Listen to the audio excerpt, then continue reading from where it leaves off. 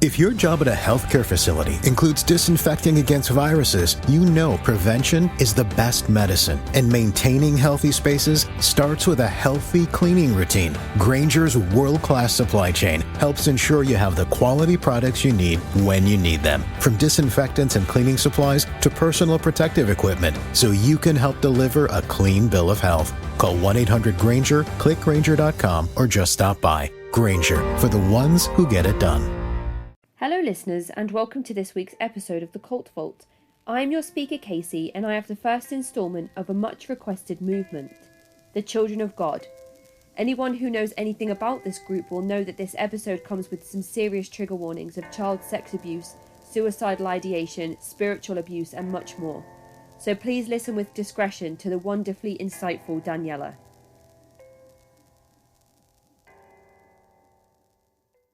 So hi Daniella, and thank you so much for joining us today. We're going to be talking about a subject that I've come across quite a bit, but haven't had the chance to speak to anybody yet who is an authority on the subject. So thank you so much for joining us today.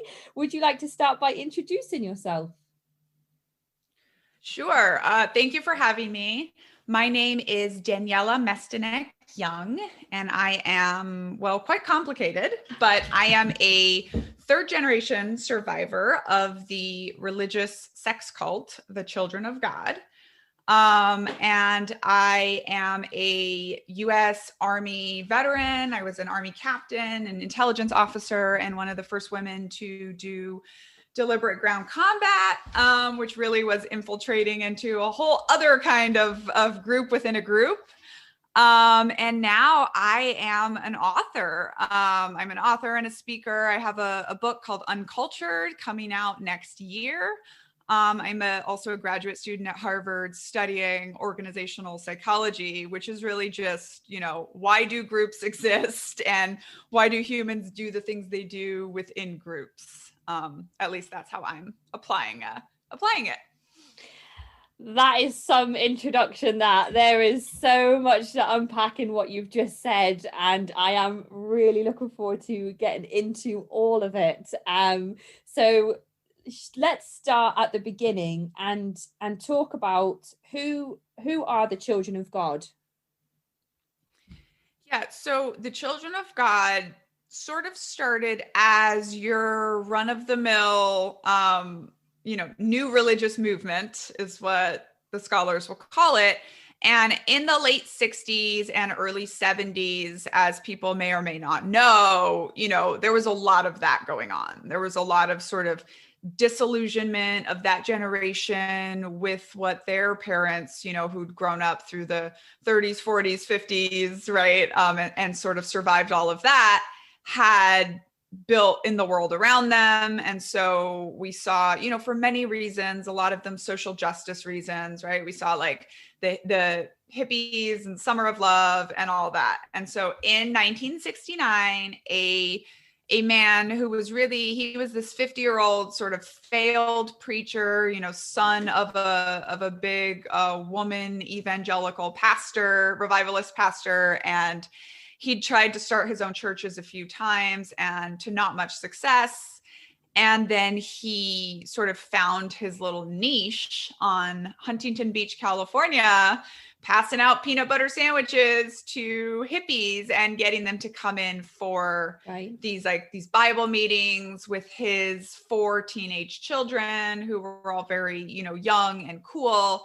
And he started really doing this different thing. He called himself a prophet very early on and had this big beard and would dress in sackcloth and was this whole message about, how Jesus is a revolutionary and Jesus is counterculture and Jesus is everything that the hippies were looking for. And he sort of, in my opinion, very expertly used this kind of searching nature of everyone, which incidentally is the one thing that researchers have found is the one quality of people that join cults is those people that are seekers, same thing that makes us lifelong learners, right, in normal world. But he was able to get, these whole groups of hippies to quit drugs, quit all the other things that was going on, and just get high on Jesus. And that's how it started. And he very quickly recruited thousands and thousands of people that were giving up everything, what they called dropping out of the system, which was, the name for the outside world, and coming to live in these communes. And then the beliefs evolved, and I guess I'll pause there and see if you have another question. Yeah, I was just making notes here about it's interesting, the community group and the demographic that the leader targeted eventually to get this kind of movement rolling, like he tried so many times before, because I feel like there is always, with the groups that came about in the 60s and 70s, there's always the targeting of the kind of hippie, quote unquote hippie kind of counterculture movement, because those people were the seekers and they were the people that were looking for something. So they were kind of almost ripe for these types of charismatic people to come in and promise them something that sounds absolutely amazing. So it's interesting to hear of another group that targeted hippies themselves. But and it's almost this interesting parallel, that I've seen in my life, which is like when we look at the American military and the people that end up in the military, right? It's a lot of times it's people that were just looking for a way out of their life, like the world they were raised in, for any number of reasons, right? There's this idea that it's only poor kids that join the military, and that's definitely not true, but it is definitely people that are like looking for something different and willing to make this huge drastic change in their life to go be a part of a group and put on a uniform and have a mission, right? That gives them this sort of greater sense of purpose. Yeah, and absolutely. Yeah. David Berg, to his credit, did that very well in the early 70s. And that's the name of the leader of this movement. That was the leader, yes, David Berg. And he, like I said, very quickly set himself up. He was the prophet of God. He spoke to God directly. We were the chosen people. He called himself, his first name was David, so he called himself Moses David, and then became Mo. And our lives growing up, and we'll talk more about that. But he was called Dad by his followers, and then eventually called Grandpa by the children that were born in that world. And that's interesting as well, because I've recently just finished some coverage on the Anthill Kids, and the leader of that movement, he also wanted to be addressed as Moses. So there is obviously something in that as well that comes with the territory of being one of these super controlling, charismatic leaders.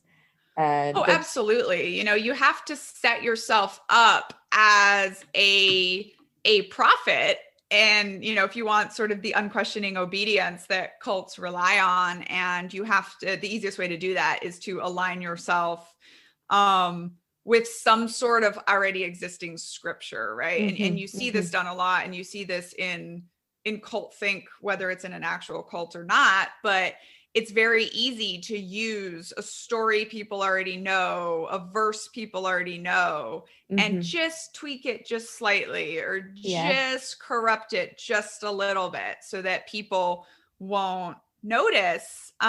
Yep. And we'll talk about how he did that with the golden rule in the Bible to create a sex cult. Right. Okay. So there's lots of manipulation of scripture and using the words written in these holy books to justify sort of the things that were happening in this group. Okay, interesting. So you mentioned that this group started to pick up thousands of followers. So does that mean that it wasn't contained to the area it started in? Did it start to kind of expand and grow throughout the States? Did it grow throughout the world? Yes, absolutely. So let me walk you through that, because it's also how my family gets involved. So it quickly began to grow, larger than they could contain. And of course, it's important to remember that nobody sets out to build a cult. Like, quite frankly, nobody's just that smart. So, he's building this group of all these people and sort of realizes like, oh, none of them want to go home. Like, you know, they believe this, they want to stay with me. Like we're building something cool here. And it really is startup energy at that time. You know, it's like I, of course, also did 3 years in entrepreneurship world, education world, startup world, just to round it out, you know? And it's very much that same energy, right? It's we're going to dedicate our minds, hearts, bodies, and souls to getting this new organization off the ground, getting it running, making it a thing. And so he moves his followers to Texas, where there is this man named Fred Jordan, who has a big radio station at the time, all religious sort of preaching stuff, and who thinks he's great, and who's like who's sort of willing to like partner with him as he's starting up his thing. It actually very much reminds me of when bin Laden moved to Afghanistan and got involved with Haqqani, the leader there, who was like, yeah, okay, you're kind of like a weird startup kid, but like, I'll give you a chance. I'll throw my lot in with you. And that was sort of, you know, what David Berg did. And so Fred Jordan gave him this huge ranch that they called the Texas Soul Clinic. And this was, think very much sort of Waco, the Branch Davidians, you know, just like dilapidated, sprawling, where you're just stacking teenagers, because that's really what they are at this point. You know, you have they were recruiting very, very young people, right? So you're talking like 16 to 25-year-olds. And so my grandfather gets involved. I believe he's about 22. He's one of the few people that joins with a college degree in finance. He's a CPA. And so he immediately gets sort of sucked up right into the leadership. And my great grandmother, so there was this whole group of parents who supported the Children of God, right? Because they liked their lost, drugged out hippie kids getting involved and getting high on Jesus, as David Berg called it. And so my great grandmother, her name is Mrs. Ingersoll, you know, she becomes quite famous in the cult because she donates a house to Berg. Wow. Okay. And it's actually this like very nice house that Berg goes off to live in while all his followers are like in this sort of awful compound. And I'm not saying it was a quid pro quo deal, but it was very much my great grandmother's daughter, who of course becomes my grandmother, had a history of sort of mental instability and illness, and just was a difficult teenager. And my great grandmother was more than happy for her to sort of be offloaded at 17 or 18 to follow this man who was trying to do good things in the world, and this community that was going to take care of her. And my grandparents were already together at the time, you know, so she was sort of essentially following her older boyfriend into this. Right. Okay. So I thought that you were going to say that once your great grandmother had kind of passed this property over, that's how your grandparents met, but they're actually already together at this point. So that's how your great grandmother becomes aware of the work that David is doing through your grandfather joining the group and at 22. Yeah. That's probably 80% accurate. You know, that's what I know.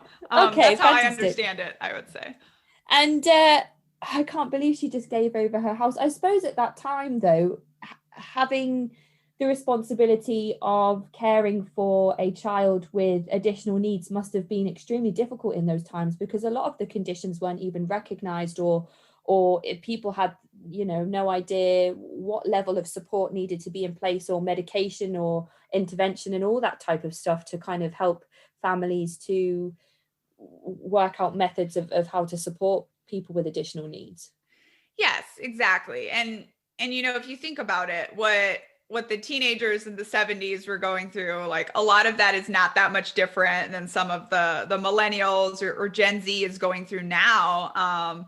I think there's a reason we're revisiting all these same social issues. There's a reason some of us say the 2021s are going to be the decade of cults again. Yeah. But I mean, if you think about it, like these hippie kids, like they've grown up with so much trauma in their lives and a world that, their parents had survived world wars and depressions and all of this stuff. And, weren't getting treatment or care or therapy or any of that on their own. And then they raised this generation that's sort of, all sorts of not even necessarily messed up, right? But searching for like this Absolutely. world we were raised in. This is not it. This is not right. This is not what I'm spending my life just in the rat race, right? Like I'm going to go do something that matters. Yeah. And when you meet a charismatic person that promises to deliver all of those things through the purity of God's work as well, quote unquote, then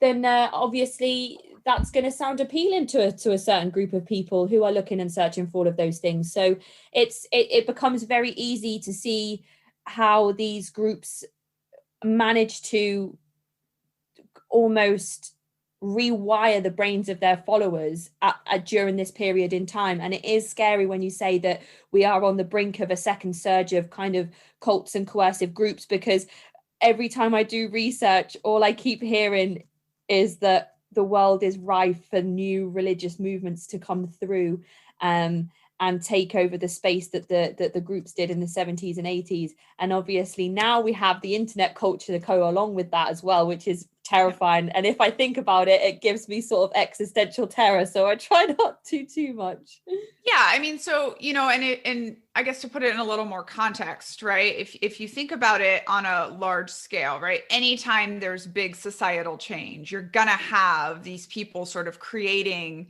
new spaces, right? New ideas, new things, new thoughts.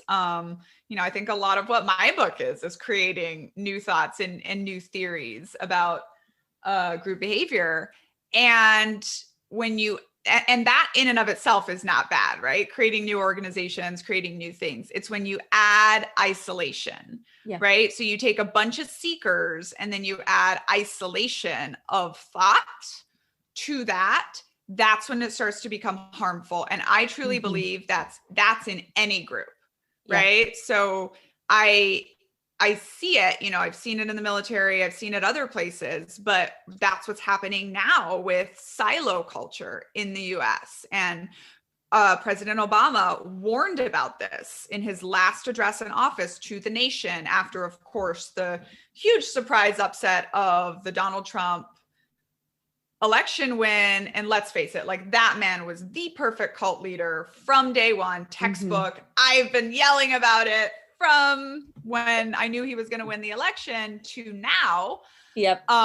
And President Obama warned us. He said, like, we are living in silos. Like AI and technology is making it so that you don't have to see or hear any other voices that you don't want to. And that is exactly how people get radicalized. And that is exactly how, circular logic works. And it's safe and it feels nice to just only be surrounded with people that think exactly what you think. And that's exactly what the Children of God did in the 70s and 80s. It was just a bunch, and think about it, it's fun, right? Take a bunch of like-minded teenagers, give them a purpose, put them on camping out on floors and like a hard life. And it's literally exactly the same as going to basic training, which is hard, but it's fun. And it's fun. And you come away with the camaraderie that is like no other.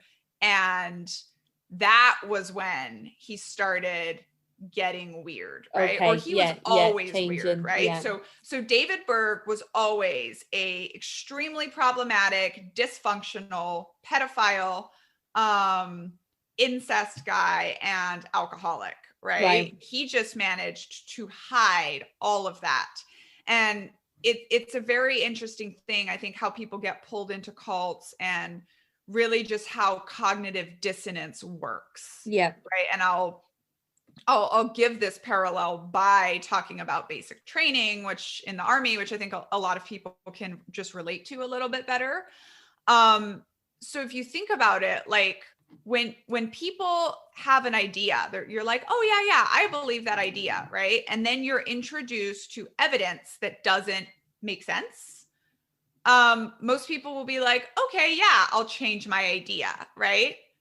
Unless, because that's like cognitive dissonance is uncomfortable for us. So when we find new information that contrasts an idea or a value or belief we already hold, a lot of times we can just change that belief or value. Mm-hmm. But when you've been too public with it, right? Human beings want to avoid embarrassment and being wrong publicly as much as possible. Yeah. So this happens to people in basic training. Everybody, I would believe that if you did a survey, right? Everybody that gets to basic training at some point is like, what did I just do with my life? Like, I was a free person walking around on the streets, and then I just signed up to come here, sign away all my freedom, and just like be abused, right? Like, why did I do that? Mm-hmm. And some people cannot take it. And the first week of basic training, people are sort of like, they're mostly sort of like performative suicide attempts, because that's the easiest way to get sent home. Right. But for the majority of people, you know, probably 90% or higher, like you don't just walk away because you made such a big deal in your world of going off to join the army, right? You left your family, you left your friends, you said goodbye, you gave up things, you gave up freedoms. So you show up and like a few things aren't like you expect. There's a pretty strong pull for you to just stay there and gut it out. Yeah. Because how embarrassing is it to put your tail between your legs and go home and basically say you failed out of the army? Yeah. Right? Yeah. I suppose there's the sunk cost fallacy, isn't there, in that sense, when you think about everything that you've given up to make that decision in the first place.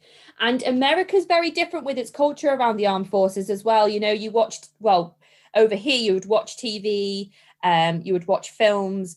When I go and visit, if there's a veteran, everybody's always like, thank you so much for your service, which is not necessarily something that happens as much over here.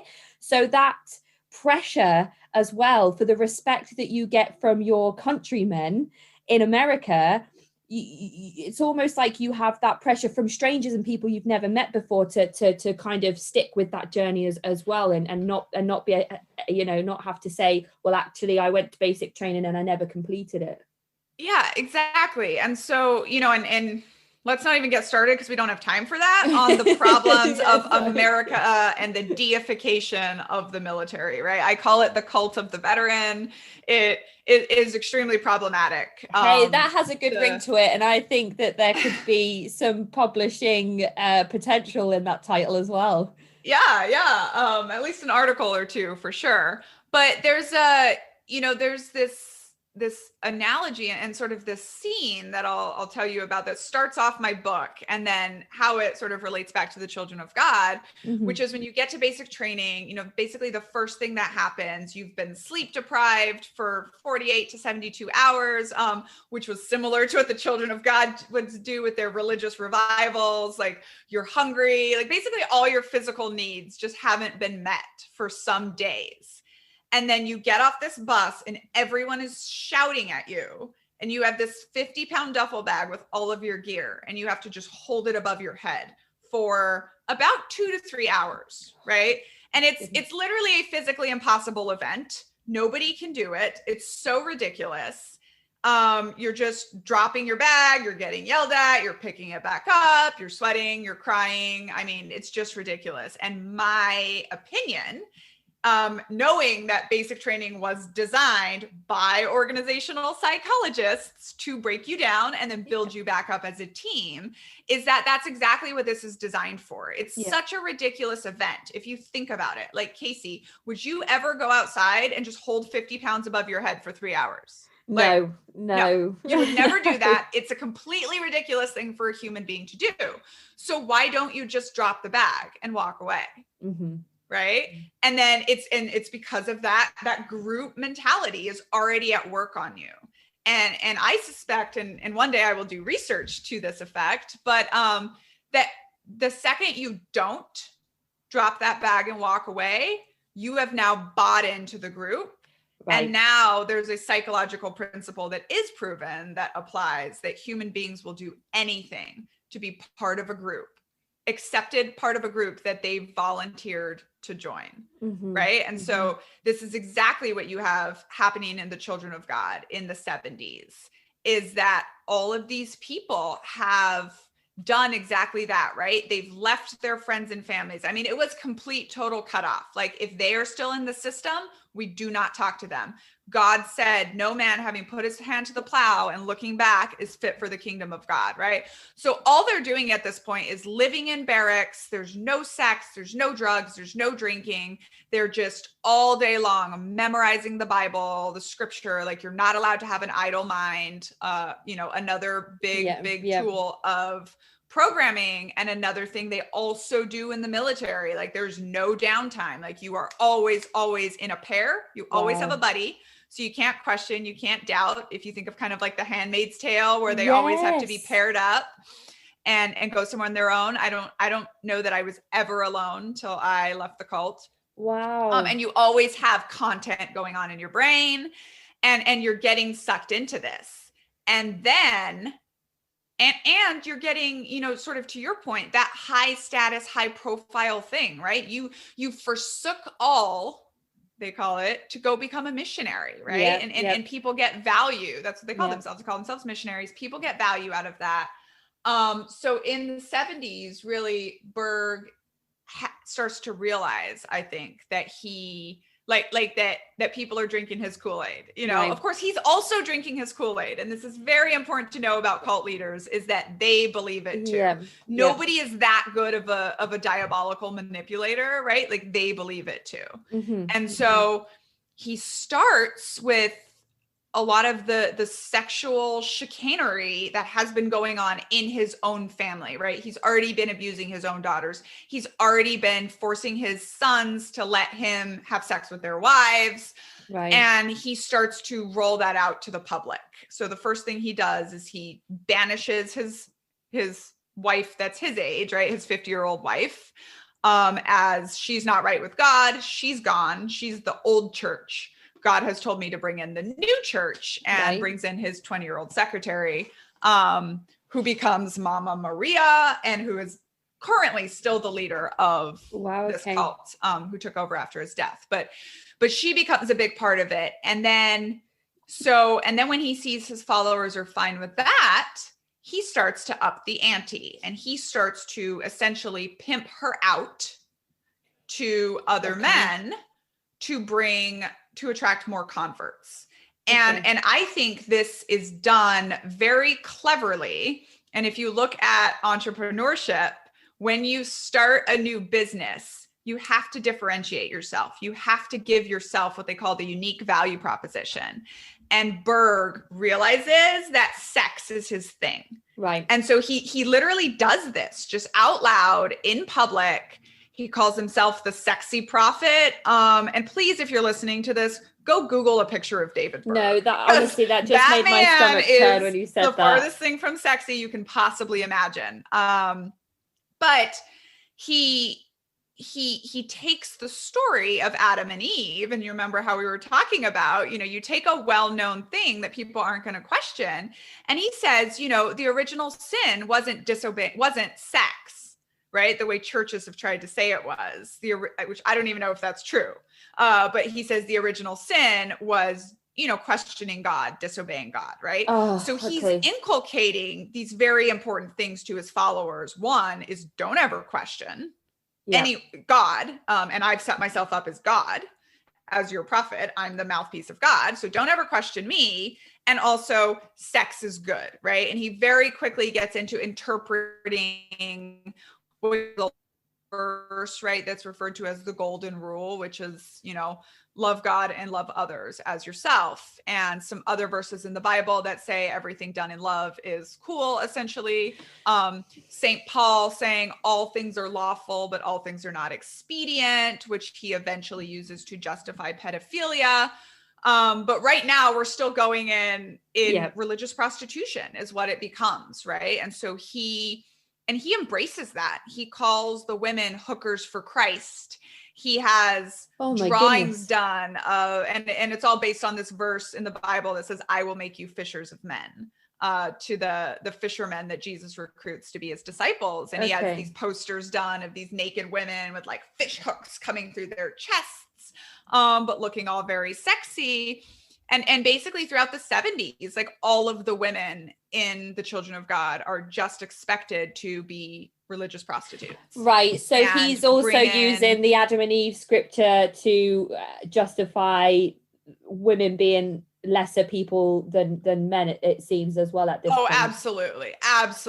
And this is a big theme in my book, and some people like to fight with me about it because he did have women in leadership at all points, but absolutely the old patriarchal and let's face it, very embedded in Christianity and most of the big five religions, that just women are lesser human beings. And so when I was growing up, is like, you are here to be a Bible woman. You are here to serve at the feet of men. You are here to be a handmaiden of David, King David in the Bible, a lot of those analogies. Yeah.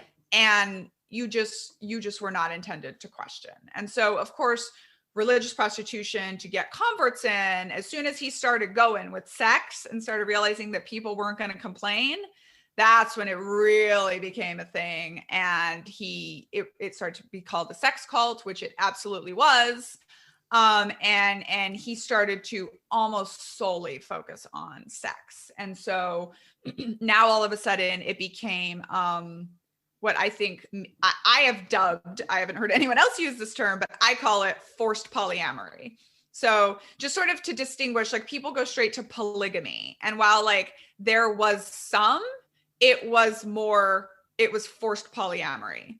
Okay. So, and that also helped him avoid like how other cults like marry off their 14-year-old girls. Like he didn't necessarily had to do that. He did play around with child brides when my mother was growing up, but he didn't have to do it because at whatever age you just are expected to just be open for sex. And they started these things called the sharing schedules because you were sharing God's love, and all things done in love are cool. And it would literally be like, so, commune life for these disciples at this point that are probably 10 years into this cult. So they're very bought in. And it's, you wake up in the morning and you read the schedule and you see what chores you have that day and you see what task you're going to be doing, or they were called ministries. Maybe you're cooking for 200 people, or maybe you're out on the street passing out literature and begging for money. And then in the evening, who you're on the schedule to sleep with that night. Okay. It was just that basic and common and known.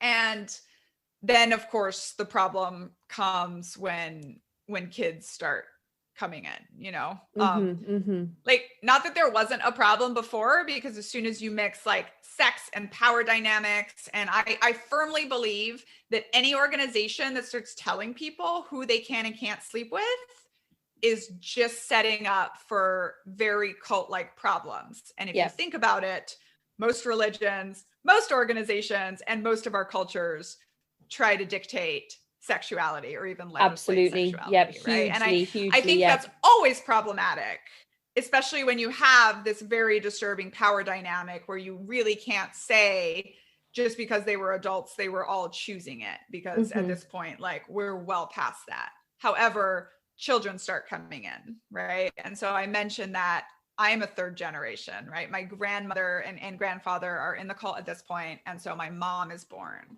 in 1972, right in the middle of all of this stuff. And she's very high up. We're very in the leadership and will remain so my whole life. And my mom was I believe one of the first like 10, and there were very few children in the beginning, but then there quickly started to be a lot, right? It was be fruitful and multiply. It was what sort of most religions realize as they're growing, as like in cultures just in general, like we need to have as many children as possible to grow new members.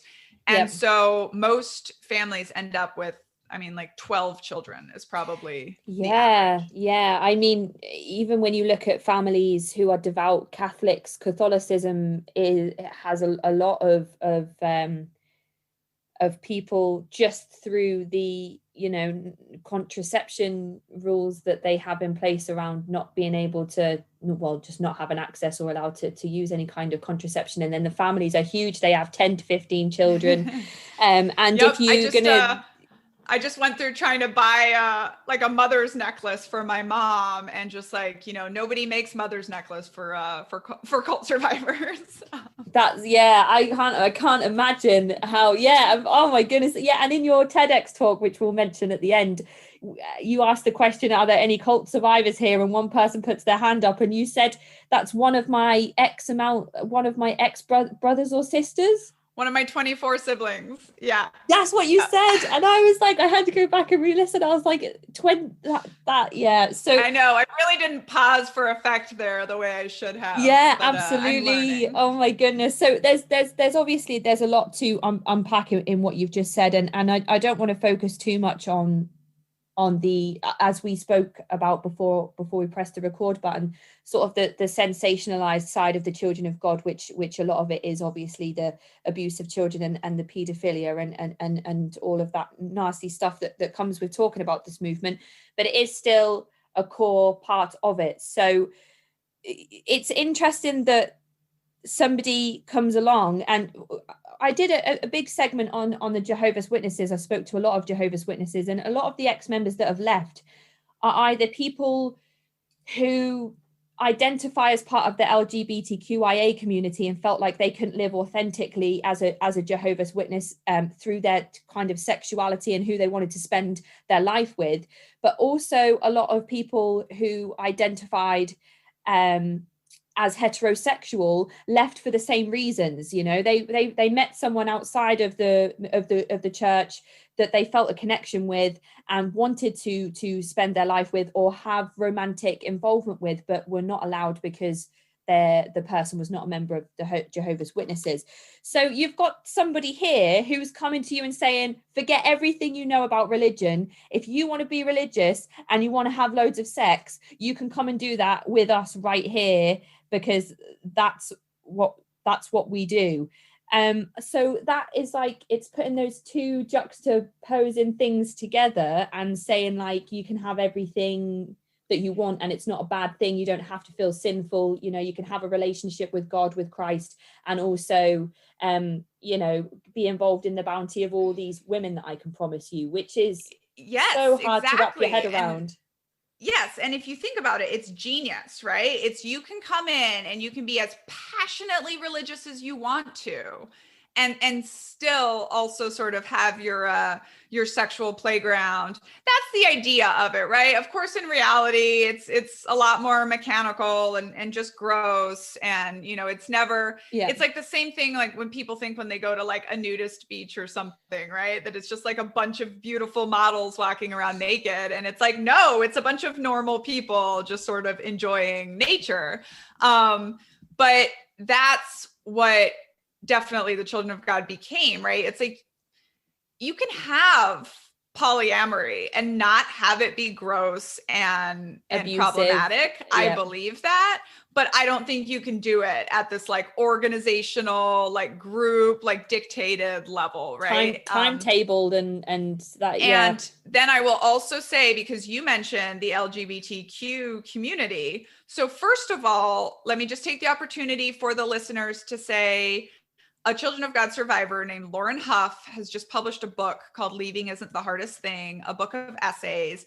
And she was also born and raised in it, second generation, so not third generation like me, but she was born and raised in the Children of God. She also served in the Air Force, and she's also a gay woman. And she talks about, right, like her struggles with that. Okay. And so Berg did draw the line at homosexuality. Berg pretty much drew the line at anything he didn't enjoy, right? So you're attracted to your own daughter. Okay, fine. I will tell you why God might be okay with that in Berg's mind, but you can't be gay. And definitely men could not be gay. And there was like a little bit of wiggle room for women because, Berg enjoyed that. but you couldn't be, essentially you could be bisexual, but you couldn't be exclusively gay. Right.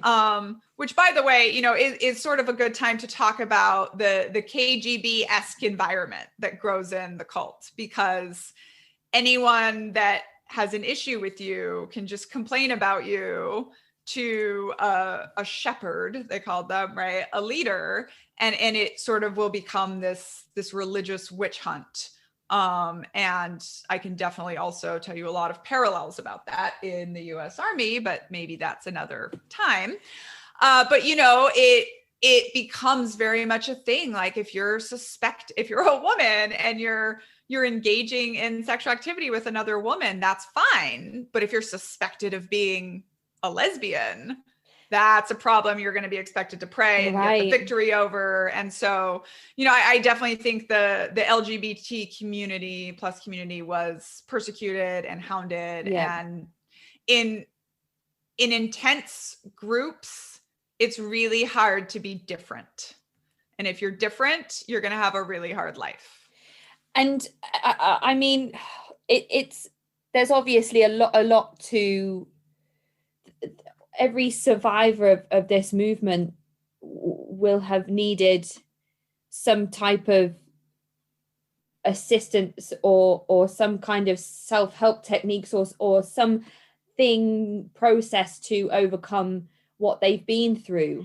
And I can't even imagine where you would start with something like that. But to be a woman like Lauren and to identify as part of that community group and then be forced to sleep with somebody of the opposite sex is like a whole other layer of I can't even begin to comprehend how that would affect somebody's psyche on top of the abuse that they're already being subjected to. So it must be a really eye-opening read. So I'll definitely post a link to that book in the episode description. Because I think that might be of interest to some of the listeners. And yes, it's very good. And, her whole title, right? Leaving isn't the hardest thing. It's like all the work that you have to do after you've been through that. And just, to sort of close out this question, right? If you talk about like the sex cult and all the stuff, right? Like I always, people worry that it's sensationalizing, and I don't think it is, because it's the way it was. But it's important to talk about, like, for the children, for those of us growing up in it, it wasn't just the actual physical, like, sex or abuse or anything that was going on.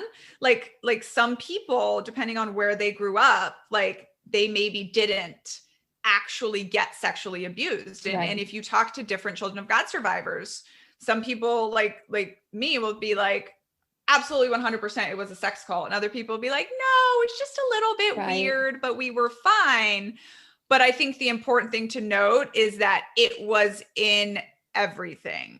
Sex was the doctrine. It was in the literature. It was in the games we played as children, like you'd clean up the house after dinner when you're playing mommy and daddy, and then you would go off and make love, And so there was no way around growing up in an absolutely over-sexualized environment. Yeah. And it seems as if the overall vision, which unfortunately did seem to come to fruition for David, was for him to live out his horrible sexual fantasies. He just had to get everybody else on board and believe that it was okay, and then he could just live his life with everybody's blessing. So the whole point of it at the end, it doesn't seem to be directed towards helping his community in any way, just for him to be able to do what he wanted to do, because society, obviously typical society, would not accept the themes and doctrine that he was trying to bring to the followers. And that's unfortunate, because as you said, when it started out, when everybody, when you had all the teenagers sleeping on the floor and he's talking about building this utopia, you can see it in documentaries around Jim Jones and the People's Temple. People were ecstatic to be part of that community, to be part of building something that they thought was going to be better than, you know, than their current life and all the bad things in the world. And they thought that they were going to be part of something that was going to be positive, that was going to be better, that was going to be good for the world. And there just has to be that one person that takes it too far and spoils it for everybody and changes the vision and the concept, and right. then And the problem exploited. is, yes, and the problem is that the original followers, for the most part, they couldn't see it, right? Like the cognitive dissonance was too large. Yeah. So to your point, like he not only built a world where he could do whatever he wanted, he built a world of 10,000 followers who the next revelation after, you know, religious prostitution was send me videos of your young daughters dancing sexy, which, you know, this is one of the sensational pieces that does make the news all the time. And then it was send me your daughters. Right. You know, and so my mother was one of 14 little girls that were sent to the prophet for training. My mother was one of the oldest. She was 13. The youngest was 3. And the two of the girls included were his own daughter and his own granddaughter. And he married them all in a, you know, not legal, but religious ceremony. And the mother of the 3-year-old was the one who ran the ceremony. You know, and to this day, she will not admit that there was anything problematic with his teaching. And this was the way it worked, right? Exactly what you said. It was like, we do this here because we have the prophet that has shown us the truth of God, but the outside world doesn't understand. So naturally, as soon as you open up sex with children, like you start to become a very, very insular organization, very secretive. Yep. You know, Berg saw what was happening with Charles Manson and Jim Jones and all the sort of bad, you know, cult stuff heating up. And he, you know, very conveniently received a revelation from God that his followers needed to go abroad to the developing world and, you know, go proselytize. And it turns out that everyone assuming fake Bible names and spreading out around the world is also a really good way to, you know, hide from authorities. And continue to grow. And so when I was born, so just give you a little background. So when my mom was 14, so she wasn't wasn't actually married to the prophet to be a permanent wife. It was just like a ceremony. Prophet can do whatever he wants. And then the girls go back home and they've received all this religious spiritual training. So at 14, my mom is impregnated actually by one of Berg's, like his third, like top lieutenant, basically, who is also a fellow finance guy and coworker of my grandfather, and is also 5 years older than my grandfather. So my father is 5 years older than my grandfather. Wow. And so at 15, my mom gives birth to me, and I'm one of, again, like the very first third generation. By the time I grew up and left, I was the oldest third generation who was still in. Okay, so your grandparents are together, and your mum is born in 1972, and then 15 years later you are born. So and then I'm born in 1987. Yes. That's just, oh my goodness. I mean, I've got a young mum. She had my sister when she was 17, but I can't imagine a parent. I mean, is your body even fully developed enough at that point to be pushing babies out? Absolutely not. I mean, there must absolutely be not. So much and danger. My mom has, you know, I will say this, like my mom has, she does her duty to God, and she has children every couple years, and by the time she's 30, she's on her 7th baby. Whoa. And let's also mention, like, we were not well fed, like we were very poor. And she has her 7th child has spina bifida, which is a body depletion birth defect, essentially, right? It's like you lack the right nutrients for your child to develop. And you know, obviously science is still learning all that stuff, but in my opinion, you know, like you said, like you can't start at 14, pump out 7 kids in 14 years and sort of expect there not to be any. And for yourself to be okay as the parent as well.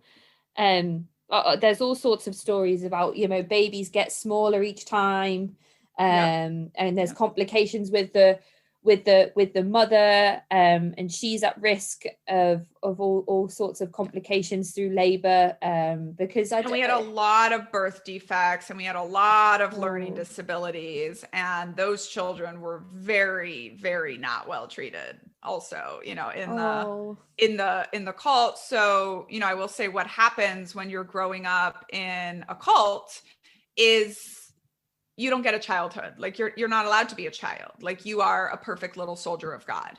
And so from day one, you know, Berg's doctrine was 6-month-old babies are old enough to be spanked for misbehaving, right? And like everyone at all point has to be a perfect soldier. And I describe it now as a grown-up and as a mother of a very lively little 5-year-old. You know, the biggest problem with our lives wasn't even the abuse. It was just institutionalized life and no spontaneous moments of joy. Like, yeah, absolutely. You were allowed to be a child. And even when you were, like, even if one adult took you outside and said, run around, go crazy, have fun, there is no guarantee that another adult is not going to come out and get angry and punish all of you. And you just have to take it, right? So our childhoods growing up were just a mess of trying to follow every single rule when you don't even necessarily always know what the rules are. Yeah. And that happens with a lot when there are children involved in these types of movements. And I've spoken a few times to people who are second or third generations of their particular group or movement, and we speak a little bit here and there about having to mourn the childhood that you didn't have, which is a very real thing. You know, even though you haven't physically lost a person, you have the right, and probably do need to at some point address the fact that there was a huge portion of your life that was spent in a way it shouldn't have been, and that's a big thing, and something that I think a lot of people do end up having a grieving period around. Yeah, you know, and so I'll talk about that a little bit in my life, but it's so important to go through that, right? Because it's also, when you are born into a cult, you didn't go through that process of programming the adult way, right? Like that was just introduced to you as the way. Yeah. So you're like trying to learn, you know, so for example, like when I was 6 years old, I was like, this is it, I'm done. This is not God. I'm an atheist, essentially, right? But I didn't have the words for all of that. The only thing I could think to myself at the time, we called it the family internally, right? And so at the time I was like, I don't care if I go to hell for leaving the family. Like hell's gonna suck, but I'm not doing this. You know, like that was the only thing I had to think. And I will definitely say that, so first of all, I had a very good therapist, thank you, US Army, who had actually coincidentally done her internship in working with women and children from cults. Yes. And she is the one that told me that. She is the one that told me, like, you have to find, like you build, when you grow up in a cult, this also kind of applies to like children of important like politicians or generals or whatever, right? Like in any of these careers, diplomats, you know, where you're considered an extension of your parents. And you're always supposed to, you know, we were supposed to be perfect little missionary kids that always just shine God's light onto people. And so you keep yourself perfect, right? So I get out, I put myself through high school in 2 years instead of 4. I put myself through college. I graduate valedictorian. Yes. I joined the Army. I'm the fastest runner. I'm the best at everything. And that's not a good thing, right? And that took me, like, the world sees it as a good thing, but it took me many, many years, and actually reading this book called Third Culture Kids, to realize that, like, children that come from these situations, like, we're obsessed with school because that's where we get love, like, that's where we get attention. Like, we're obsessed with being the best because that's what we were taught to do. And it was interesting, like, through the process of, so I've written a book, and we'll talk more about it, but it's a memoir called Uncultured, and I take you through all of it. And people have said to me, gosh, it's amazing how you can just write like a 6-year-old little girl. And I was like, well, as I was writing it, I had a 4-year-old little girl who looks exactly like me and is very much in personality like me. I call her the do-over baby. And I see, it's been such a different experience for me, kind of seeing again from another angle, like, one, why my childhood was so miserable, because I'm just an ADHD, like, can't be controlled in an institutionalized environment kid, but also exactly what you said, right? That, like, I never had that childhood. And so I'll give you this moment, I was dressing up my daughter to go to a unicorn princess daddy-daughter ball in the military. So this beautiful little girl is dressed up like a unicorn princess, and her 6'2" blue-eyed dad is in his uniform, helicopter pilot, and they're going off to the ball. And I was like, I was being the normal American mom. I was taking all the pictures. I was doing all the things.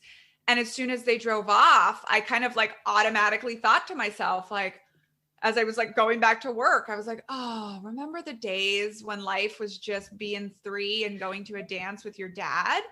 And then I was like, nope, I didn't have that childhood, and I immediately, right? It was one of the first times I think I noticed, like, being triggered, like, that bad and that hard, to where I was like, I need to go call friends and watch comedy. I'm just going to combatively drink and be a cult kid, and it really is a lot of that, right? Like the learning and the acceptance. For me in my 30s, it has been the acceptance of the fact that I was born in a cult. Somebody broke me. They stole my childhood. And no matter what I do, I never get to fix it. No. I'm always going to be kind of this shattered glass vase that was put back together. And I've put my life together with a lot of care, a lot of intentionality. I have a beautiful, wonderful life, but I still, parenting through it, it's been its own therapy, and it's been hard because when my daughter has these moments of unadulterated joy, I'm so happy for her, but I am so, like, tragically sad for 6-year-old Daniella that didn't get to have those things, or 6-year-old my mom who didn't get to have those things. Yeah. And I mean, you've got 24 brothers and sisters as well. So I mean, that must play a big part in all of it. And it just sounds like, I don't even know. I mean, it's so fantastic that you found that therapist, because we always say, like, try and find a therapist that has experience in, at least coercive control or even domestic abuse relationships, because I think a lot of the coping mechanisms and strategies for that type of controlling environment can help somebody that's come from a highly controlling movement. But where would a therapist even start with trying to help somebody with that realization of their childhood? That's obviously got me a bit teared up, because it's heartbreaking.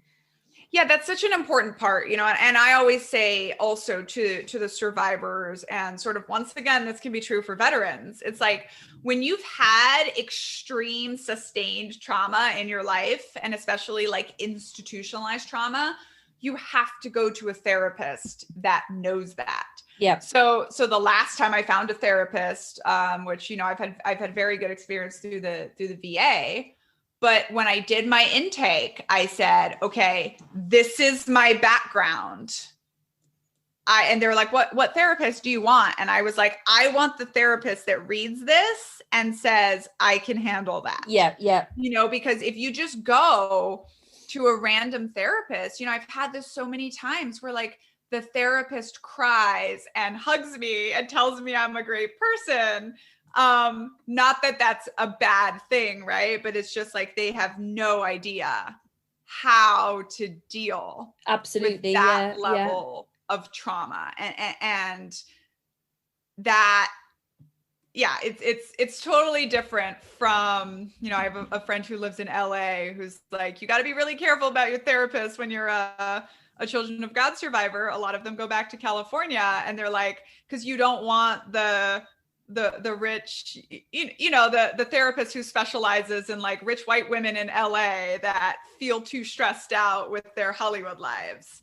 You have to find someone who's really in depth worked with extended trauma. And I had very, very good success with working through my trauma when I find the right therapist. That's so fantastic to hear, especially for anybody who might be listening and wondering sort of the next steps that they could be taking or things to try that they may not have considered yet. So that's really great advice, and really great to hear as well, obviously, because there's so much that you've needed support with, and you've managed to find that support. So that's definitely reassuring for people that might be skeptical of the social sciences and things like that.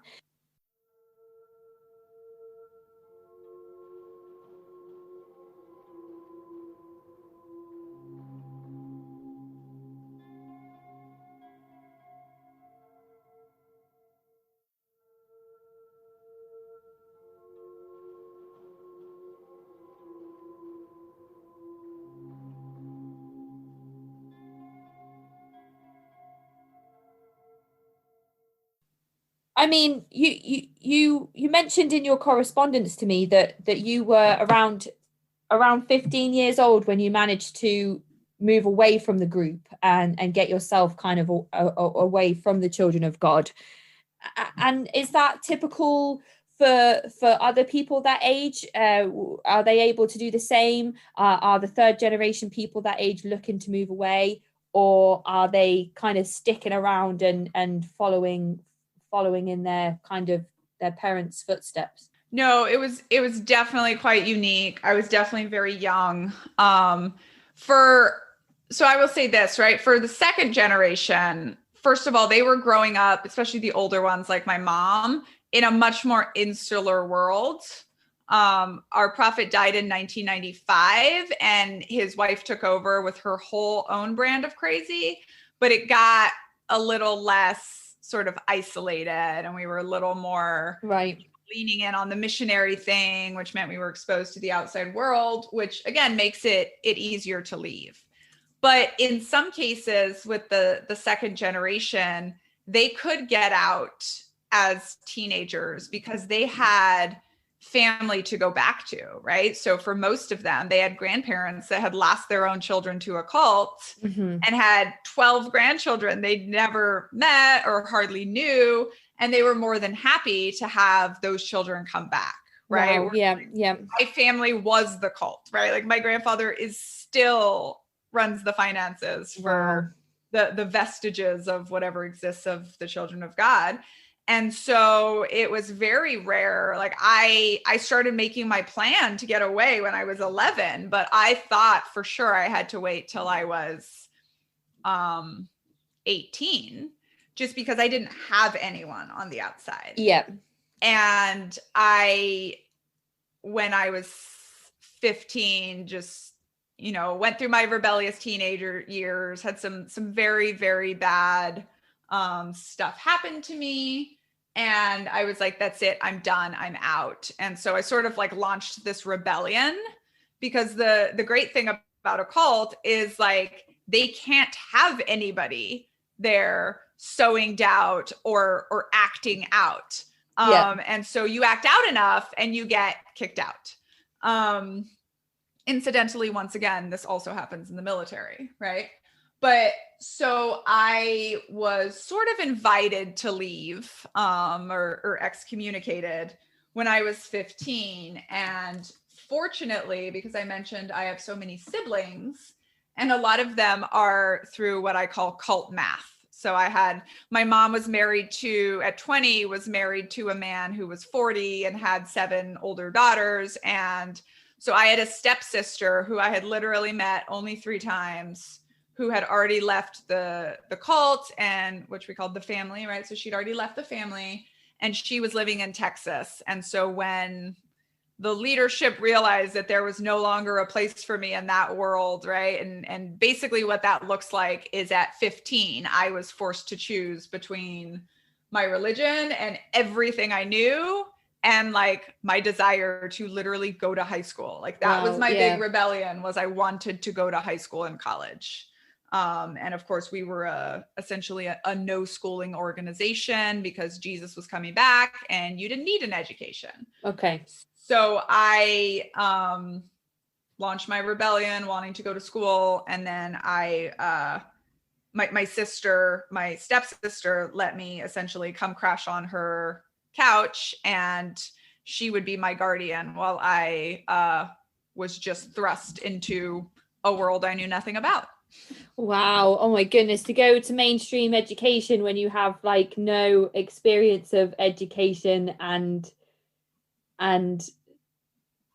be interacting with people outside of, interacting with the system, as the family would have called it. I can't imagine again how that must be for somebody. And are they not scared that you're just going to leave straight away and tell everybody what happens inside the commune? How does that work?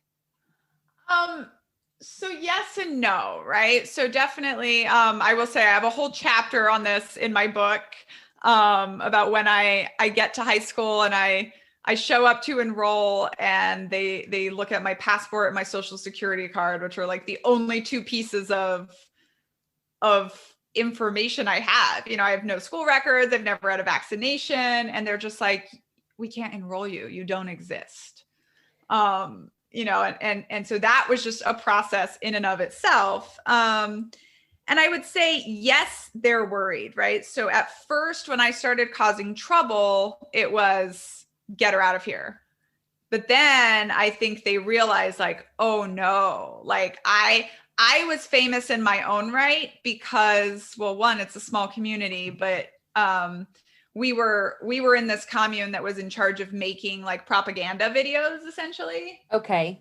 There was a lot, if you read on the Children of God, it was like there was a lot of literature, a lot of videos for internal use, and then a lot of for selling on the streets and stuff like that. Right, so just okay. like religious kids videos and stuff. And so I was a basically exploited child actor for the first 10 years of my life. Okay. And so, and my dad, or my stepfather at the time, was a very famous, like he was an illustrator and musician. And so literally everybody, all 10,000 members in our world knew who my dad was. Okay. And so Daniella, the daughter of so-and-so and so-and-so, the oldest 3rd generation kid who we just did an article on a year ago, is now becoming a backslider, which is what we called it. From the Bible verse, no man having put his hand to the plow and looking back is fit for the kingdom of God, which is what the chapter of my book is called, Not Fit for the Kingdom of God. And so they did try to kind of like, it was funny, they had this whole campaign to like cycle all these like young women leaders through, who are like my mom's age, so like 26 or whatever, 26 to 30, like cycle them through and try to sort of convince me, reinvigorate me to stay. And once again, I had a similar experience when I decided as a captain that I was going to hang up my hat and get out of active duty of the U.S. Army. And you have a lot of leaders that try to convince you to stay. And those 2 experiences were pretty parallel for me as well.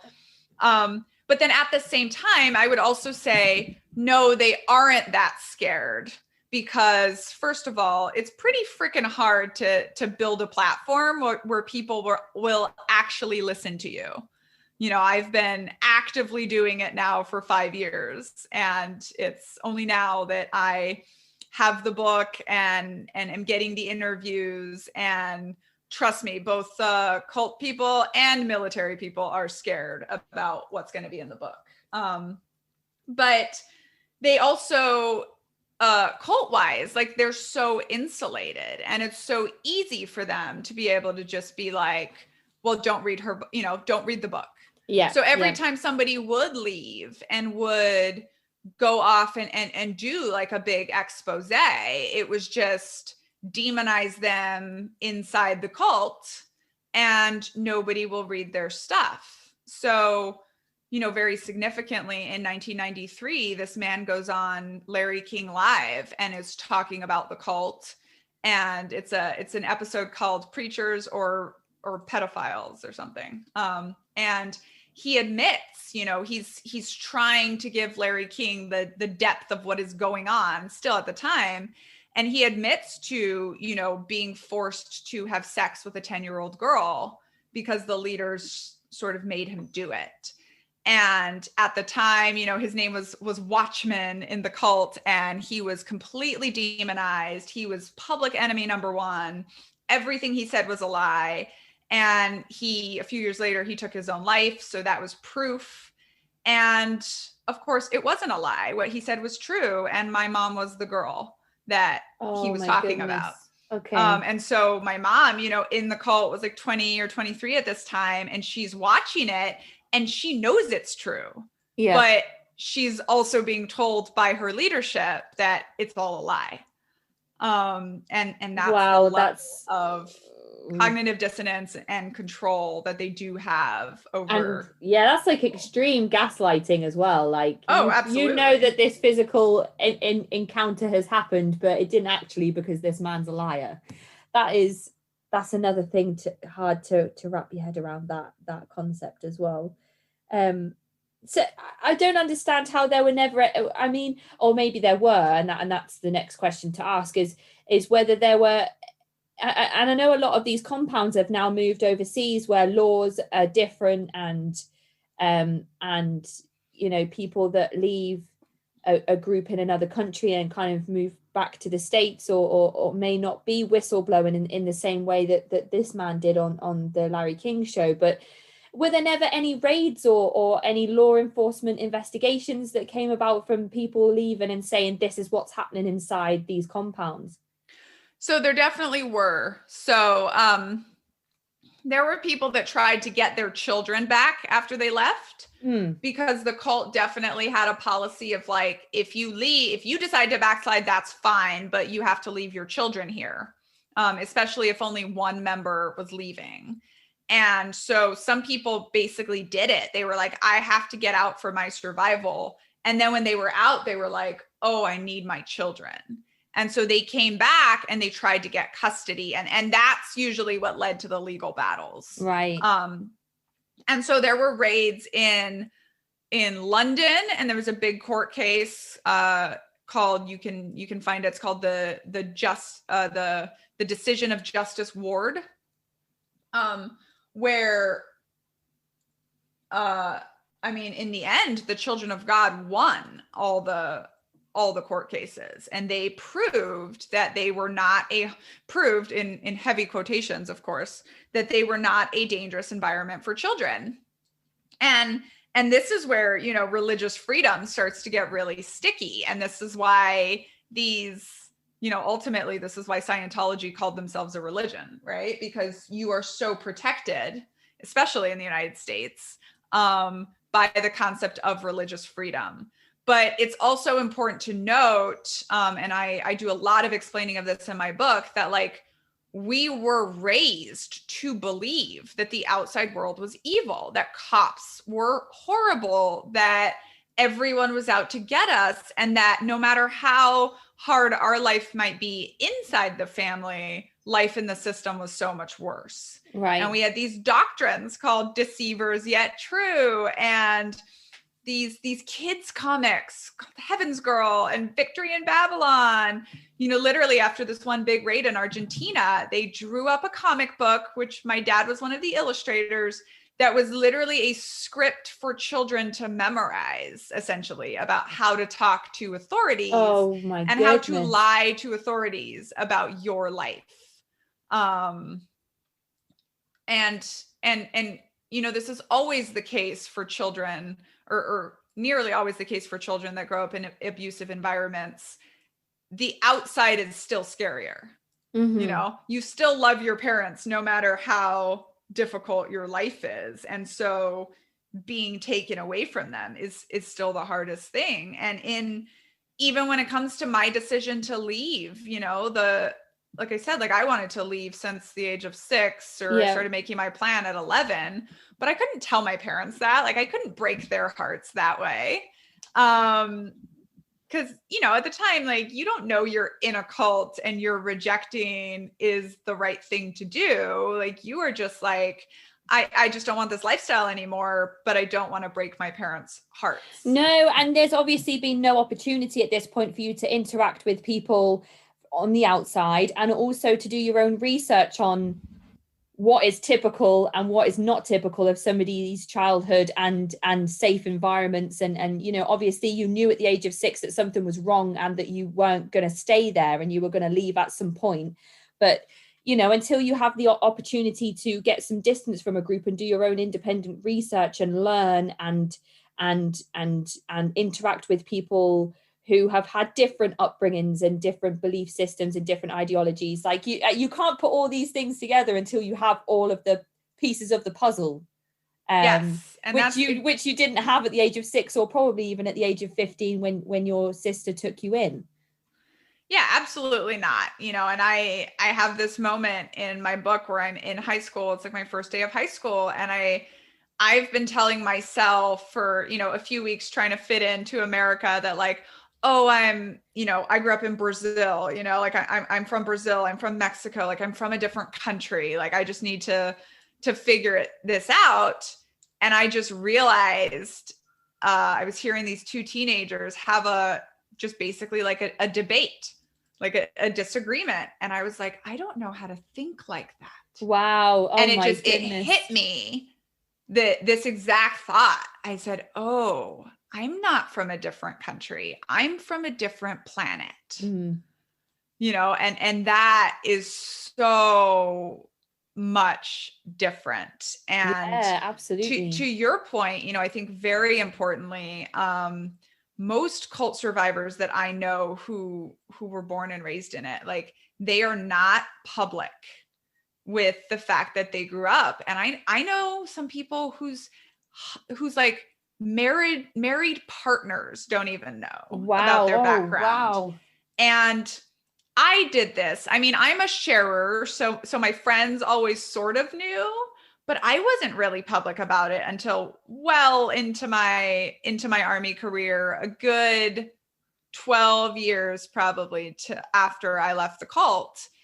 And to your point, what you said, it's like you have to talk to other people. You have to realize there are other ways of thinking. And I really don't think that if you are closeted about your background, being in the closet is never a comfortable place. And so I struggled for 10 years where people just really didn't like me. And I think so much of it was because I was so weird and stuff about me was just off, but nobody could figure it out. Right. Mm-hmm. And I kind of had this amazing flip when I just started being public about it. And I just started saying, you know what, you guys, I grew up in a cult. And I've since realized that this applies to so many things, but asking someone to educate you is an amazing way to disarm them, right? Everybody loves to be an expert. Absolutely. So if you say some cultural reference and I don't get it, but I was going to ask about that. Yeah, like, oh, have you listened to the new Beyonce song? And you'd be like, what are those words in that sentence? Because I didn't understand any of them. Literally the question that would send panic through my entire body in high school was somebody asking me what kind of music I liked. Oh my goodness. which now you'll know because you follow me on Twitter. I have this thing I'm doing where as I'm writing each chapter of my life, I ask people to like curate or give me suggestions of music to listen to. So I'm like curating all these Spotify playlists yeah, of, absolutely. you know, music for these different phases in my life. But yeah, so I really think and it's, you know, being public doesn't mean you have to write a book or be on the speaking circuit like I'm doing. Like a lot of survivors are like, well, I don't talk about it because that doesn't, you know, I'm a lawyer or I'm a doctor or I'm whatever, you know, a teacher, and that doesn't play into my life. Mm-hmm. But the thing is, like, when you are living a lie, it's really, really hard to make close connections. Yeah. Because you're always trying to keep track of what lie you told, essentially. Yeah. And I suppose on some level, people can sense, whether it's intuition or whatever word you'd want to put to it, that people can often sense when somebody's not being authentic. And I think sometimes people can take that personally and be like, you know, why is it me that you're not being authentic with, or why are you kind of shying away from these questions I'm asking you? Is it you know, do you have a problem with me personally? You know, everybody, it tends to take things, and I suppose that's natural as well, tends to take things on a personal level. So if you're kind of concealing that part of your life from people, they might think, well, if she doesn't want to be authentic with me, then I'm just gonna not get on with her, you know, for 10 years. And then when you start to open up to people and say, actually, these are my experiences and this was my life, people are like, oh, okay, so it's nothing to do with me, actually it's all of these things that you've experienced. Yes, that's exactly it. You know, and I do talk about this a bit in my TED Talk, where it's like 10 years in to being out of the cult, and like I was like, I just got to put my head down and survive, right? I just got to be successful. There's 10,000 people hoping that I'm going to fail and come crawling back. You know, I will not give them that satisfaction. And then 10 years in, you know, I'm literally sitting on a guard tower in Afghanistan, like wanting to kill myself, trying to decide how I'm going to kill myself, because I was so exhausted from not fitting in with people, right? And I mean, I'd had all kinds of traumas. I'd been assaulted again at war. I'd lost a bunch of my friends on my combat team. Like there was all kinds of legit trauma, but my feeling at the time was just, I'm so exhausted. I'm never going to be normal, right? Like I'm a cult kid and I'm tired. I want it to end. And when I realized I needed to just start connecting with people and I needed to just start telling people, it really is that what you said. And I think especially in my case, like I'm so outgoing, I'm so bubbly. And then people ask me a question and they see me just shutter my eyes and shut down, right? Like they don't understand why. But as soon as I start talking about my background to people, there was also this really beautiful thing that happened. And it started because a friend of mine told me to get the F over myself. I wasn't as different as I thought I was. Wow. Okay. And that was, it was a military colleague. So a little tough love. Mm-hmm. But that was really important for me. And I actually identify that as something that helped me turn the corner, because it's really true. And there's this phrase that I love from what we call a gold star wife, which is someone who's lost their spouse in war. And she said, everyone's worst thing is their worst thing. Yeah. And I have really noticed that, right? It's like maybe people can't understand growing up in a cult, but everyone can understand trauma, right? Yeah. Everyone has had that experience.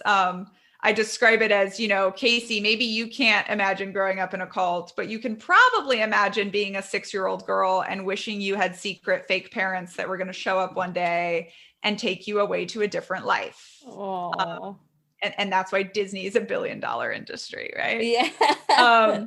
And so I found that since I started sharing my stories, so many people can relate to it. And so many people have had these interesting parallel experiences. And that's basically what my book Uncultured kind of is. It's like, let me tell you about these extreme circumstances I've had in my life, but the parallels to group behavior, and especially the trauma that group behavior can cause.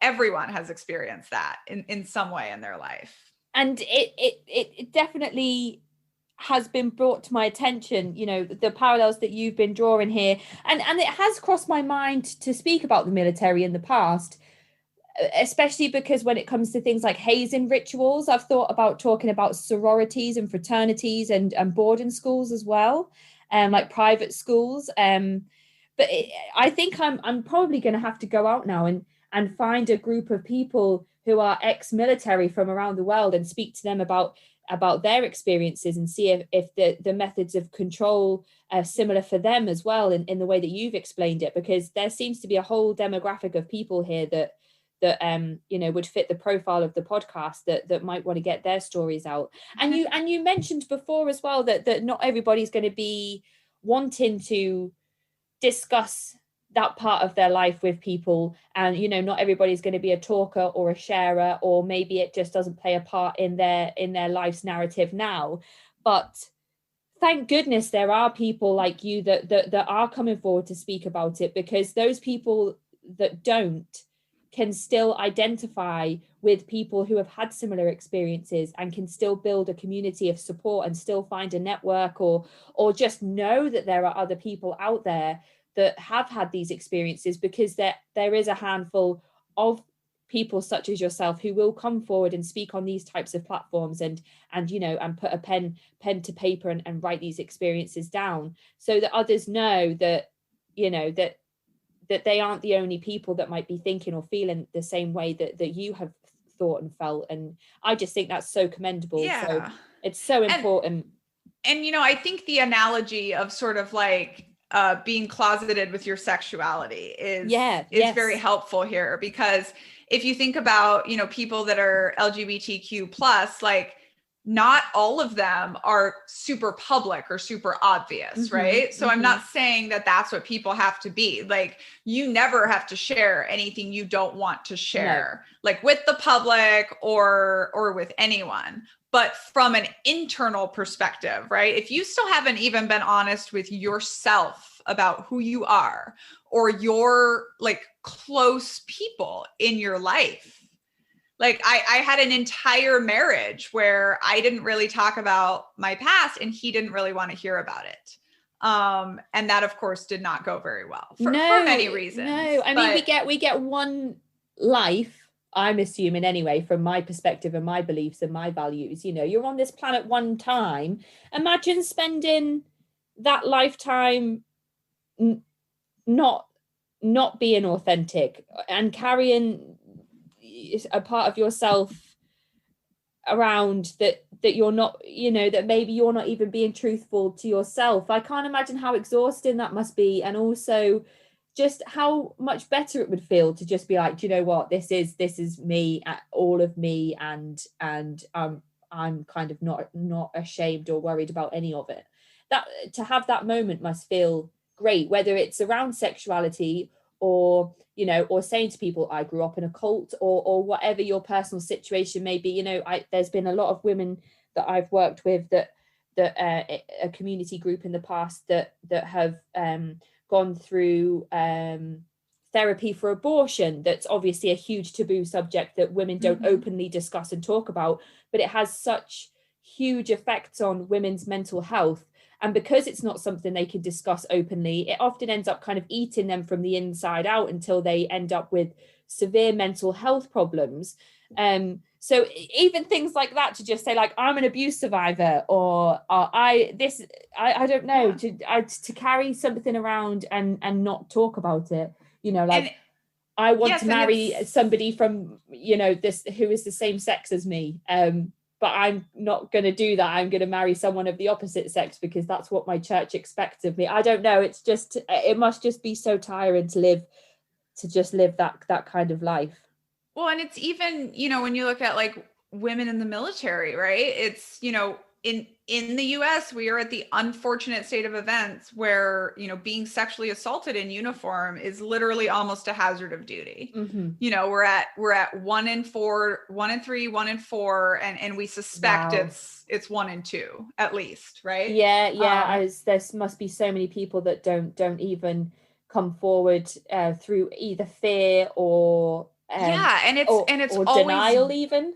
yes, and it's always been, as a woman who served, you're almost like expected to choose, am I going to identify myself as an assault victim, or am I going to be a proud veteran? And I got told this, like, Daniella, you're a captain, you're successful, you're one of the first women in combat, like, just stick to that. Don't talk about the cult. And even now, I think it's interesting with my book. I'm like, no, I'm doing both. Yeah, well, they're obviously I made history for women in the military. I have a medal from President Obama. Like, I'm a very proud veteran. Also, let's talk about rape culture. Let's talk about these experiences that women have in the military, and let's talk about them in public. And since I've been doing that, I mean, an unbelievable amount of both support, calls for change, but also other men and women that have experienced the same things. So I think when you start to open yourself and be vulnerable and refuse to let people put you in a box and tell you what to do with your voice, you start to meet other people who have shared these sort of same essential human experiences. And you can start to heal. And it's not to say that anybody that is kind of living with some part of themselves that they've decided to conceal or has to remain concealed for some one reason or another. It's not me saying, just open up and be honest, because I obviously for some people it's not as easy as just kind of just talking about it, or just opening up, or just being honest and truthful. There could be people in situations where that's unfortunately not an option for them. But I'm just coming at it from my perspective, and I always want to make sure that people know that I'm trying to be kind of not judgmental of people's choices and stuff. So I just wanted to quickly make a point to anybody listening that might be thinking, well, it's not as easy as that to just come forward and say, this is my life. And but I think what is fantastic is that there are people such as yourself, Daniella, that will come forward and say, like, if it is something that you're able to do, this is how you can do it. And you're an example of somebody that's come forward and said, like, and even for the military to say, you're a fantastic woman, but we don't want to hear about the first half of your life. We're only interested in the second half where you're serving the military. That's absolute, like, pardon my language, but that's bullshit, because everybody's journey leads them, and experiences and personality and everything is kind of, obviously it's all nature and nurture. So you wouldn't have been able to serve the military in the way that you did, or have the insight that you do now, if it wasn't for the experiences that you had throughout your entire life.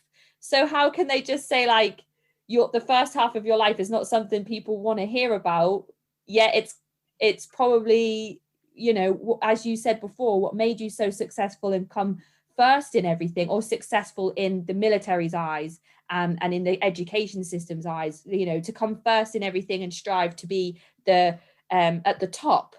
Right. And also it's very, it's very culty and very problematic in group behavior, especially to try to paint things as white and black. Yes. Right. Yes. And so this is why now my decision is, no, I don't choose. Or, in the military, again, part of my language, because this might sound harsh, but when I was coming through the Army, and it was extremely sexist and still segregated and all that, and they would say in basic trainings, my drill sergeant said to me this horrible sort of joke that is, women in the Army are either a bitch, a slut, or a dyke. Wow. You get to choose, right? And the implication is we're programming women that you have to be a stone cold bitch. You have to be hard all the time. Like, you can't have friends. You can't let people know the real you. And, sort of in my book and in my life now, I'm just like, nope, sorry, I don't choose. I choose all, like I'm going to be me, and everything about me made me part of who I am. Yeah. And I have this conversation publicly with a lot of people that will like find me on Twitter because they like, I'm sort of almost like live tweeting this Harvard graduate degree where I'm studying leadership and group behavior and all this stuff. And people will love that. But then the second I start talking about being a mom or being a rape victim or being whatever, they're like, oh, no, I'm turned off. And you can't have some of it. It's the whole package. And as like you said, there's no more putting you in a box. You can't be one of those three things that person in the military suggested you should be just because of your gender. Yeah. And we especially do this to women, just like in our society at large, where it's like, oh, if you want to be taken seriously, if you want to be whatever, like you have to be this. Yeah. And just like, no, all of my experiences made me what I am. You have to be sort of hard-faced or cold-faced, or you have to sleep with your boss. And when he approaches you and says, I can do favors for you if you can do favors for me, you have to say yes, because that's the way women get ahead. And those types of things make me feel sick. Yeah. And what's so amazing is I feel like that's changing. And I feel absolutely, like definitely. The women that I see now that are the lieutenants and the captains that are, me 10 years ago are so powerful and so incredible and challenging authority and letting people know what is and isn't appropriate in ways that, of course, I, was not able to do.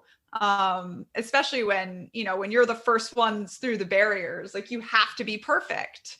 And perfect is defined through men's eyes right now. And we're working on changing all that. But, a big part of the challenge I'm navigating now with my book is going to be with the military and the military community and getting them to see, look, you've all sworn publicly to start addressing your culture and start dealing with the harmful parts. Nobody's suggesting that the US military branches are not sort of like honorable organizations. They are, and they've done great things for our country, but there are serious, serious problems in them. And we can start addressing it, but not unless you're willing to listen to my story, read my story, and read the stories of other people like me.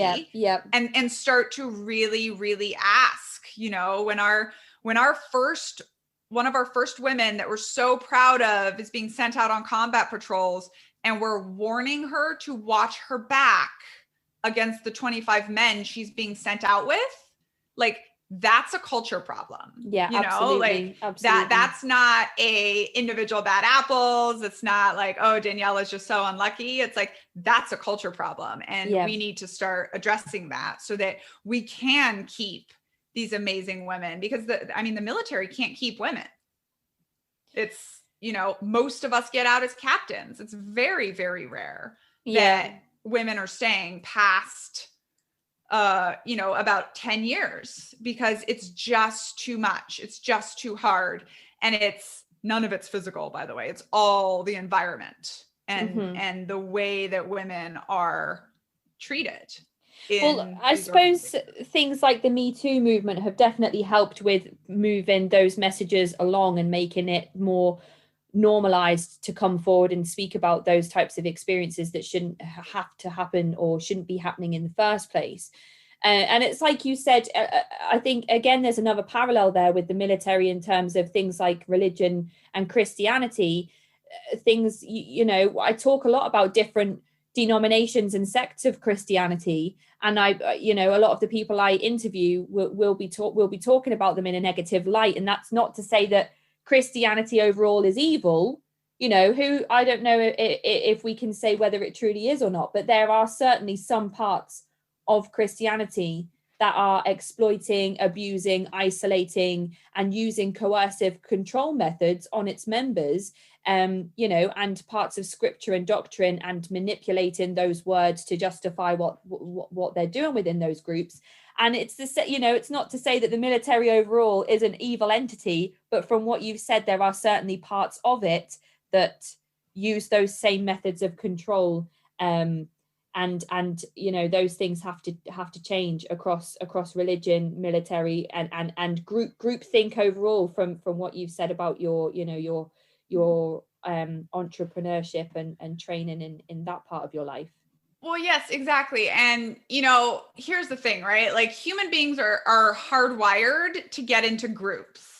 And I think we developed that because groups are stronger than individuals. And so it was an evolutionary thing that we get into groups. And I haven't found any evidence yet that a cult is sort of fundamentally different from any other group, right? And so it's all psychology, and you really can't protect against it as much as you can just know how to kind of guard yourself. And one of the things I always say, to your point there, is hold nothing sacred. You know, so for an organization, right? And this is, again, my challenge to the US Army and militaries of just all kinds, is hold nothing sacred, right? Like, I love the US Army just like the current leaders do. But if you're not willing to sort of listen to our stories, and we did, the American military women, we had our own Me Too movement when a young woman was killed, buried in multiple graves, and then not looked for 60 days, Vanessa Guillen. And we sort of responded to that with hashtag I am Vanessa Guillen. And we all just started telling our stories. Yeah. And for the military to really sort of see and really sort of realize that we can't just keep putting our heads in the sand and saying, we're not a cult, we're a great organization. Yeah. And having the military investigate itself as well, as opposed to kind of outside independent people coming in to do those investigations as well. Right. Yes, that's obviously so problematic. Wow, there's so much around the military that I hadn't even considered. So I'm really am looking forward to your book, Uncultured, which is there's as you said, your publishers are going to be discussing it and kind of doing a pre-launch and advertising it around from September of this year, 2021, and it's due to be released next year in 2022. Is that right? Yeah, more information to follow. Yeah, tentatively. So yes, so book publishing is its whole own little group world that's fun to learn about. But essentially, you know, I got the book deal in March, so the book is currently like in the process of being written. Okay. So it's publishing is an extremely collaborative art, right? So it goes through all kinds of stuff. But yes, so right now, what listeners can do if they're interested in reading Uncultured, which I promise you I'm working hard to make very phenomenal, is if you're a Goodreads person, you can find already kind of a shell of Uncultured by Daniella Mestyanek Young on Goodreads, and you can add it to your want to reads list, because then you'll get information there. They can go to DanielaMestyanekYoung.com and put their email in, and we can, you know, link that in show notes. And then they can also find me on Twitter, Daniella M. Young. I'm extremely active. I have all kinds of conversations with people, and I will definitely be putting book information out there. But yes, this hopefully this fall, you know, there's a lot, you start hearing about it a lot more through wherever you get your books. And then hopefully about a year after that, there's a book people can buy. Yes, absolutely. And we'll definitely be keeping an eye on updates for that.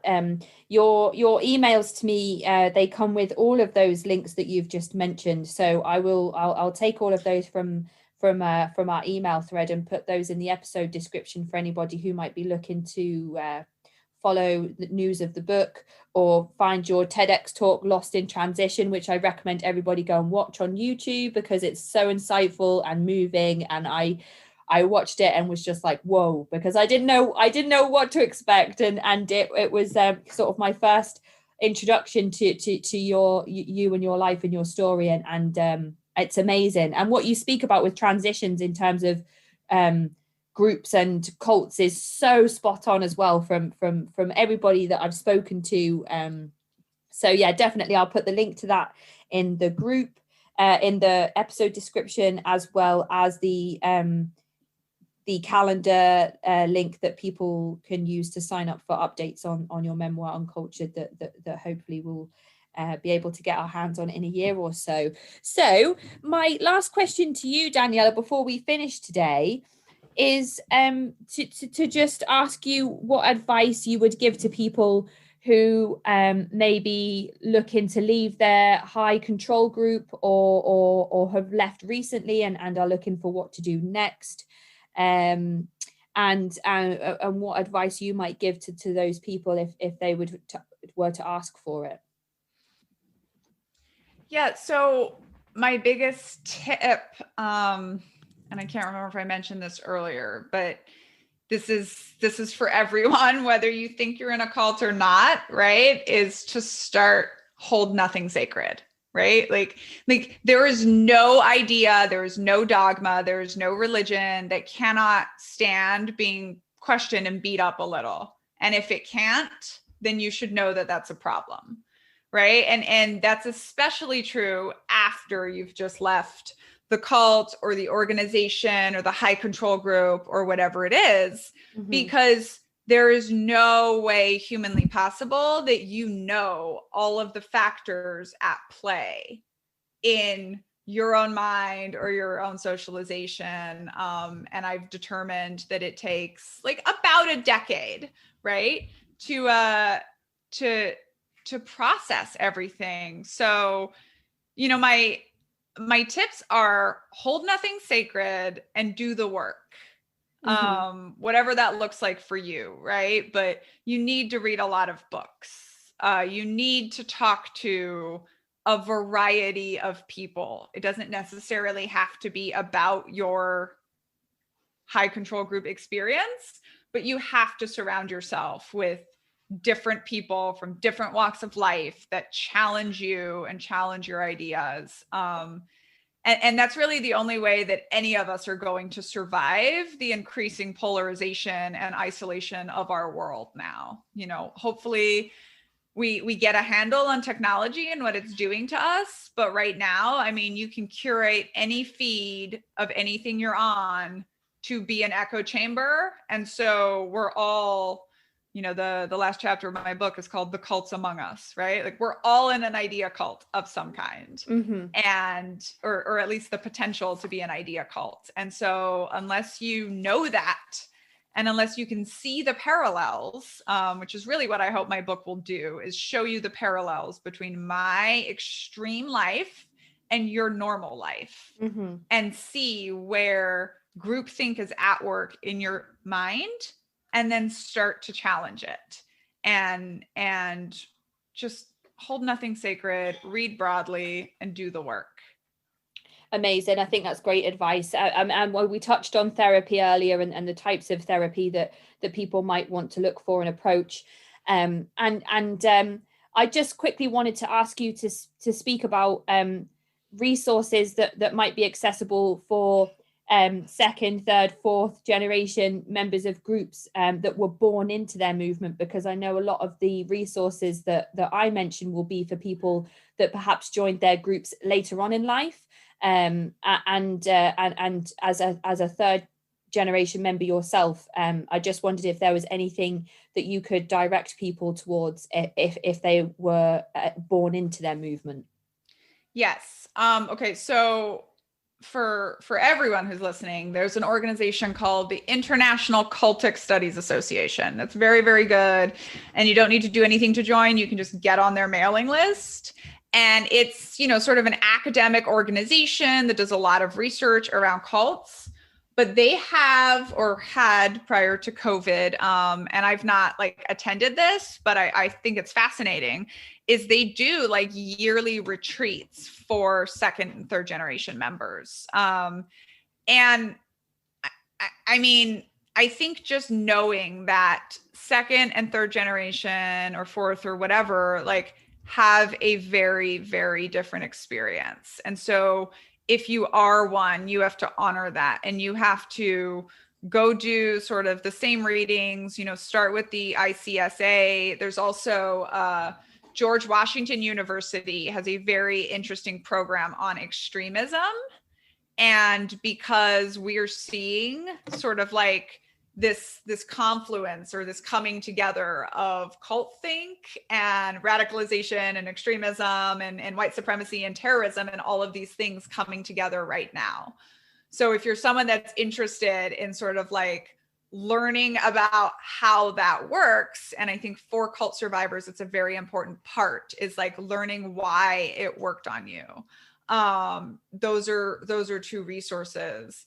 And then I think a big thing for second and third generation survivors, and many people will say this, this is also true for veterans, by the way, it's like you have to find other survivors.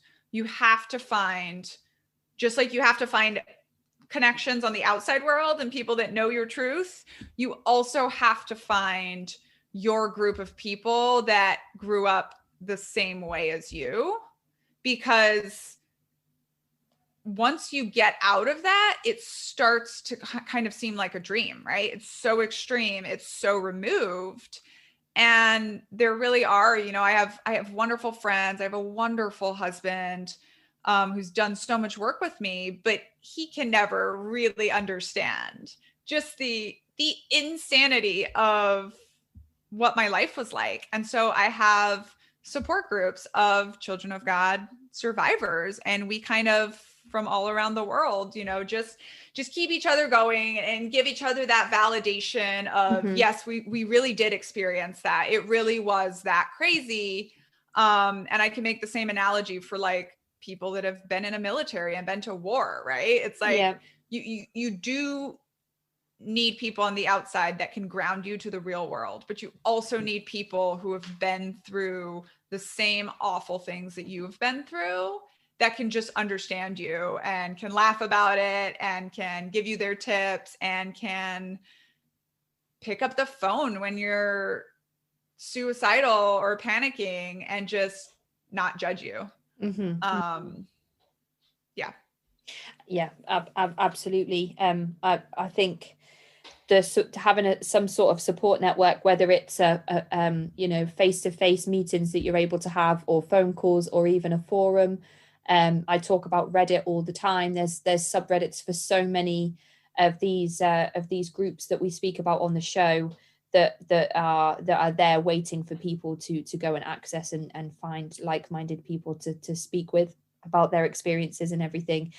So thank you so much, Daniella, for your time today, especially, but for writing your memoir and your TEDx talk and all of the things that you're doing to be an advocate for others who may not be in a position to come forward and speak. I'm just so appreciative of you and your story and sharing it and coming here today and trusting me with your information and just making more of a safe space for others who may have experienced similar things. I always say that I think it's so commendable that people are so brave to come forward and speak about it, especially to somebody that they don't know personally, that they've never met. So I appreciate you and your time. I'm just really thankful. Well, you're quite welcome. And, back at you. Thanks for giving me the platform and for doing the work that you do.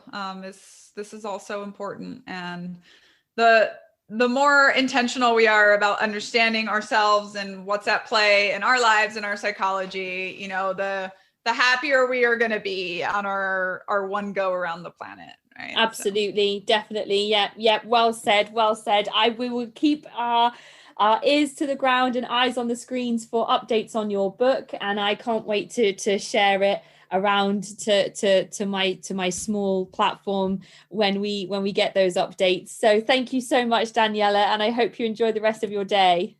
Thank you. Take care. Bye. That is the end of this week's episode. If you'd like to get in touch, please email me at cultvaultpodcast@gmail.com or follow me on Twitter and Instagram @cultvaultpod. I'm your speaker, Casey, and this has been the Cult Vault.